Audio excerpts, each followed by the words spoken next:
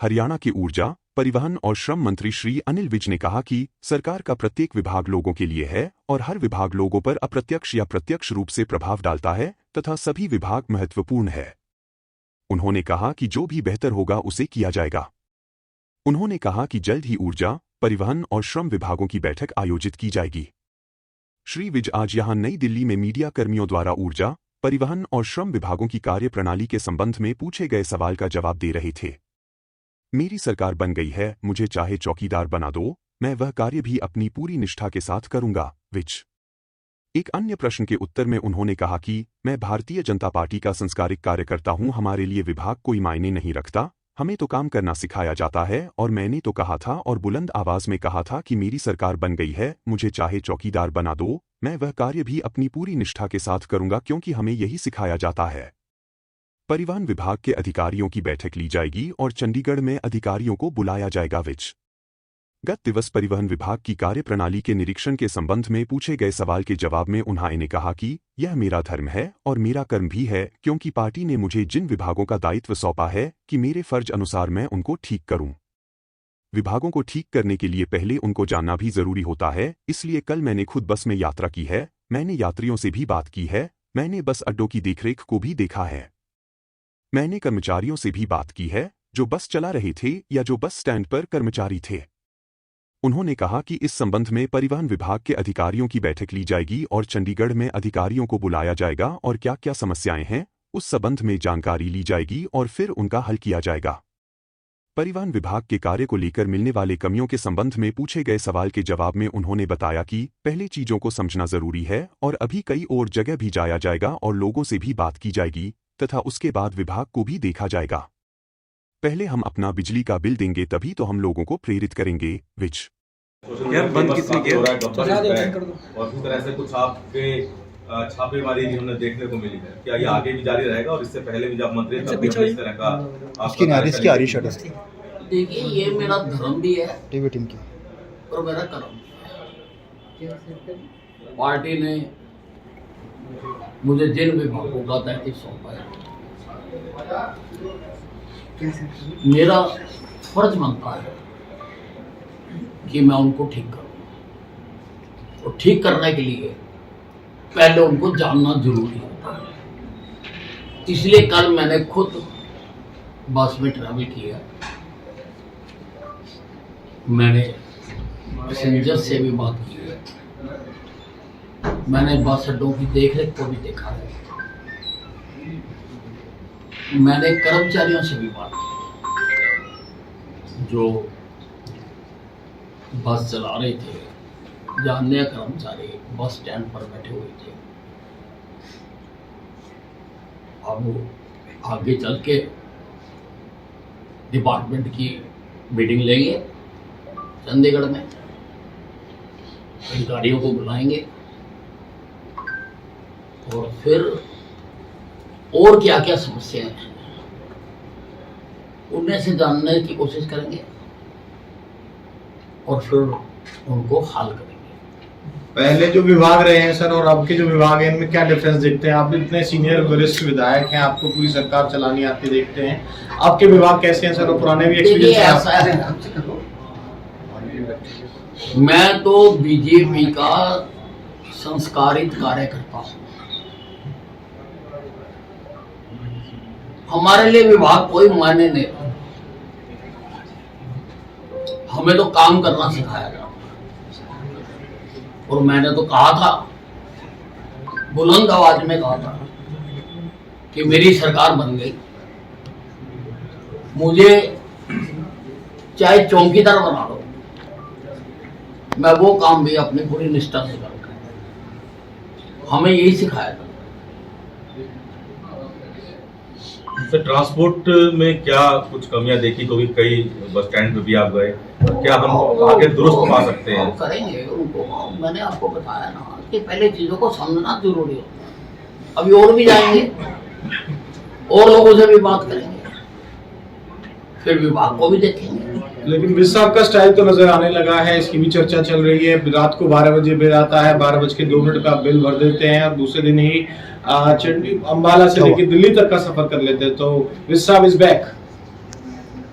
नहीं देखिए, अब देखिए मुझे रात 12:05 लोग तो पूछ रहे होंगे, मैंने तो किसी से पूछा नहीं, क्योंकि मैंने तो कहा था मुझे चीफ मिनिस्टर विदाउट पोर्टफोलियो बना दो, मैं राजी हूँ, मेरी सरकार है, सारा काम करना हमने।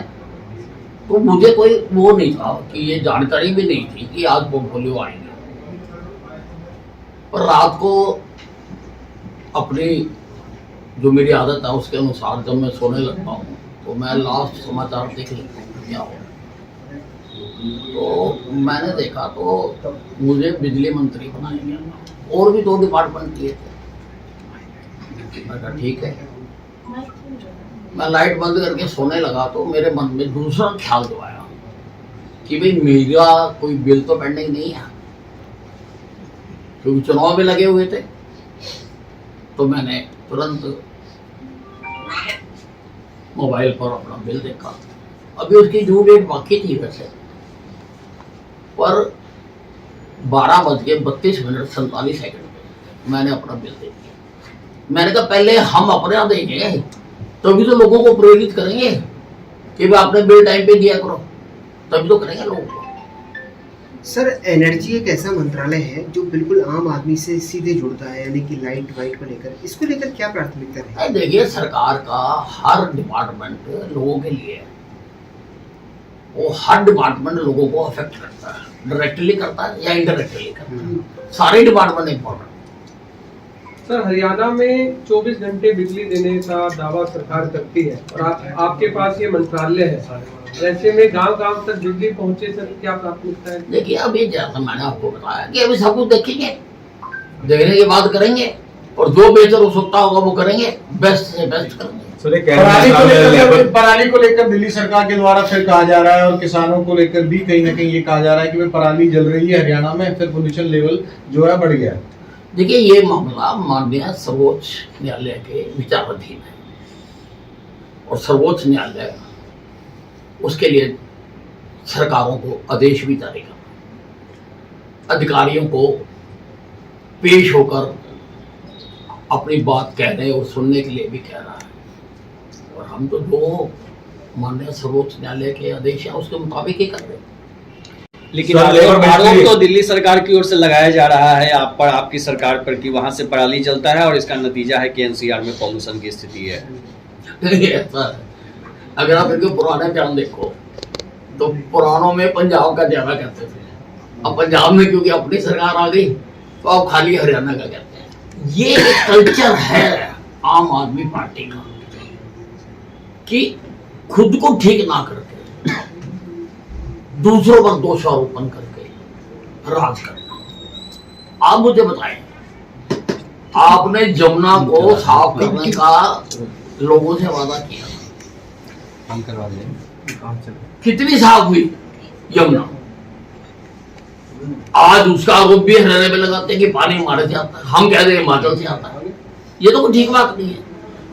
कोई भी इंडिपेंडेंट एजेंसी देश की जो पानी यमुना में आता है उसका बीओडी चेक करा कि जब तक वो हरियाणा में रहता उसका कितना, मात्र 2 या 3 है, और जब वो दिल्ली में प्रवेश कर जाता है और ओखला तक, तब उसका बीओडी कितना है। तो वो बीओडी तो सारा दिल्ली का है, उसको दिल्ली की सरकार ने ठीक कर रहा है, और नहीं करते। जब जहाज बनती है क्या देते हैं, हरियाणा से आ रही है। सर, वो फ्री बिजली वाला जो वादा था, कई पार्टियों ने किया था 300 यूनिट तक का, ऐसा कुछ है क्या सर हरियाणा में? देखिए, ये सारी बातें I am trying to understand कि क्या क्या कहा गया और क्या क्या किया जा सकता और क्या क्या कर सकता। सर, एक लेबर मंत्रालय भी आपके पास है, उसमें भी क्या कुछ अहम देखने को मिल सकता है? देखिए, लेबर मंत्रालय में बहुत कुछ करने की जरूरत है। लेबर डिपार्टमेंट बनाया जाता है मजदूरों की समस्याओं को देखने के लिए, उनको हल करने के लिए। परंतु जैसा मुझको लगता है कि ये मजदूरों का नहीं, इंडस्ट्रियों की परवाह ज्यादा करनी चाहिए उनकी, परंतु लेबर मंत्रालय को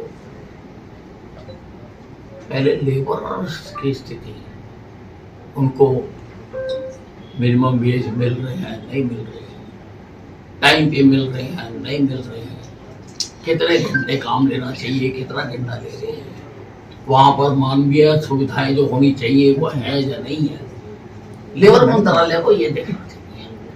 तो इसकी भी अभी बैठक लेंगे, और जैसा मैंने आपको बताया अभी क्या क्या ये कर रहे हैं और क्या करना चाहिए मेरे दृष्टिकोण से, और वो कराएंगे। सर एक सवाल जनता से जुड़ा हुआ है, आपके जो जन दरबार थे जिनमें तमाम समस्याओं के लिए लाइन लगती थी, क्या विस साहब का जो जनता दरबार है वो लगेगा, और लगेगा तो क्या उसकी टाइमिंग होगी थर्सडे से? नहीं, उसकी तो अब जो हमारे नए मुख्यमंत्री हैं उन्होंने उसकी आवश्यकता खत्म कर दी, उन्होंने आदेश जारी कर दिया कि सभी अधिकारी समस्या को सुने, तो फिर अब उसकी कहाँ लगी है आवश्यकता, सारे अधिकारी सुनेंगे उसके। और आखिरी सवाल, पंजाब के मुख्यमंत्री ने बाबा राम रहीम के खिलाफ 2015 के मामले में जो FIR दर्ज हुआ था उस मामले में मुकदमा चलाने की अनुमति दे दी है। 3 केस लगाए हैं सर। मुझे पूरी जानकारी नहीं है क्या केस थे, क्या नहीं थे, क्या इसमें कोई कोर्ट का दर्ज था, कोई आदेश था, पूरी जानकारी नहीं है। जानकारी होने के बाद ही कुछ कहा। ठीक ठीक सर, थैंक यू। और कुछ लो, और कुछ सर ईवीएम को लेकर कोर्ट जाएगी कांग्रेस, ऐसा कहना है भूपेंद्र सिंह का। देखिए, जो आदमी हार जाता है ना वो कभी अपने ऊपर आरोप नहीं लेता, वो दूसरों पर ही लगाता। ईवीएम जब जारी की जाती है सारी पार्टियों के नेताओं को पहले चेक कराई जाती है, पोलिंग स्टेशन पर भी सारे रिप्रेजेंटेटिव को चेक कराई जाती है। इसका मतलब इनके जो रिप्रेजेंटेटिव थे वो बुद्धू थे, उनको पता नहीं था कुछ।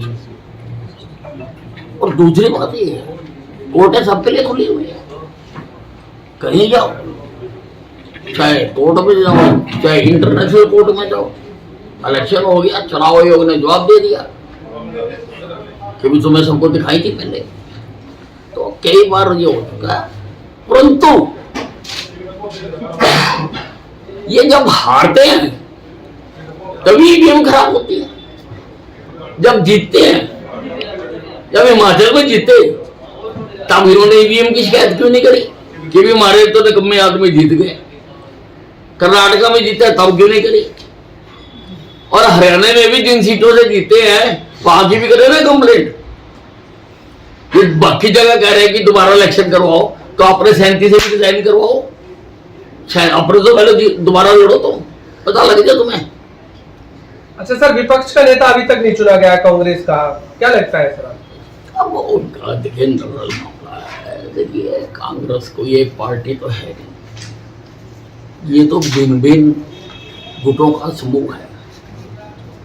तो ये ऐसा तो है नहीं कि भाई हमारी पार्टी में कि भी सारे इकट्ठे बैठ के और अपना कोई फैसला कर रहे हैं।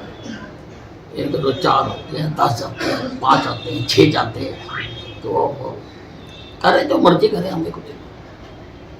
तो विधानसभा सत्र भी है सर?